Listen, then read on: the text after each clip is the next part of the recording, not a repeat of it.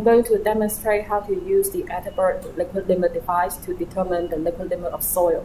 First, we have to prepare a soil specimen that is close to the liquid limit state. The soil that we are using today is kaolinite. Currently, it is in its dry state. To start, we need to add water to the kaolinite such that soil lumps can be formed. We have to make sure that the soil is mixed thoroughly and the water content is the same throughout the soil specimen. To achieve that, we have to press down the soil little by little and move the peel knife outward. After all the soils have been pressed once, we have to mix the soil like this and repeat the pressing for several times. Produce the liquid limit device. The base is made of rubber while the top is made of brass. The black box is used to record the number of blows. The other side is a crank which you can turn such that the cup will strike on the rubber base. The impact energy per blow should be constant. The mass of the brass cup and the elasticity of the rubber base have standard values. The dropping distance of the brass cup should be controlled. The standard distance is 1 centimeter. The protruding part at the end of the grooving tool is 1 centimeter in height. To check the dropping distance, place the grooving tool on the rubber base at the spot where the brass cup will strike. Turn the crank and there will be no sound if the dropping distance is smaller than or equal to 1 centimeter. To ensure that the dropping distance is 1 centimeter, place a finger on the brass cup right above the contact point between the cup and the grooving tool. Turn the crank. If you feel that there is a small jump of the brass cup, then the dropping distance will be 1 centimeter. You can adjust the dropping distance by changing the position of the brass cup. Now we need to transfer the soil onto the brass cup. The soil should be evenly spreading on the brass cup and the surface of the soil paste should be flat. This operation needs some practice. First, the operation should not take too long because the superficial soil may be dried out. Second, as you need to perform the test for at least 5 times with soil specimens at 5 different water contents, the amount of soil paste transferred onto the brass cup should be the same. Now take a closer look at the brass cup. There is a part which is shiny and a part which is dark. The amount of soil that should be transferred will roughly cover the shiny part of the brass cup. You can also see the groove mark on the brass cup from previous tests. Now I will demonstrate how to transfer the soil onto the brass cup. Take an appropriate amount of soil. You should not take too little. Place the soil paste at the middle of the brass cup. When you spread the soil, one of the hands should hold the cup firmly. We need to first set the datum point, which is the lowest point here. Put the peel knife at the middle of the soil paste. One of your fingers should be near the front of the peel knife to apply pressure. Press down the peel knife until it touches the lowest point. The peel knife should remain level when pressing. You should be able to create a datum surface in the middle. Remember to clean the peel knife. We can proceed to the soil surrounding the datum surface.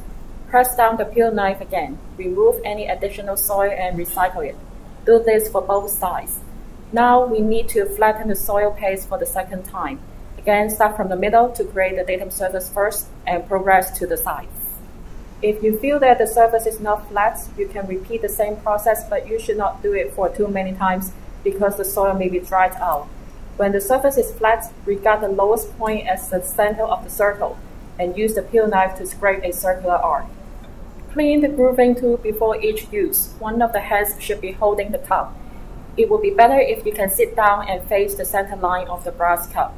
We need to create a groove in the middle of the paste. When you scrape the soil, you have to follow the curvy shape of the brass cup. Also, you have to make sure that you scrape to the bottom. You should be able to tell because you feel differently when the grooving tool comes in contact with the cup instead of the soil paste. Also, you have to scrape at once without any stop.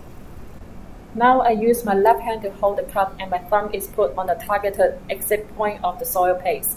I start to scrape in the middle. For demonstration, I purposely stop during the scraping, which you shouldn't do. At the location where I stop momentarily, you can see that there is a scrape mark in the surrounding soil. Also, if you scrape to the bottom, you can see the groove and the cup surface clearly. Now we can start to strike the cup. We need to control the speed of the blow. The standard is 2 blows for each second. For the soil with a particular water content, if you strike the cup too fast, more blows will be needed. On the other hand, less blows will be needed if you strike the cup slowly.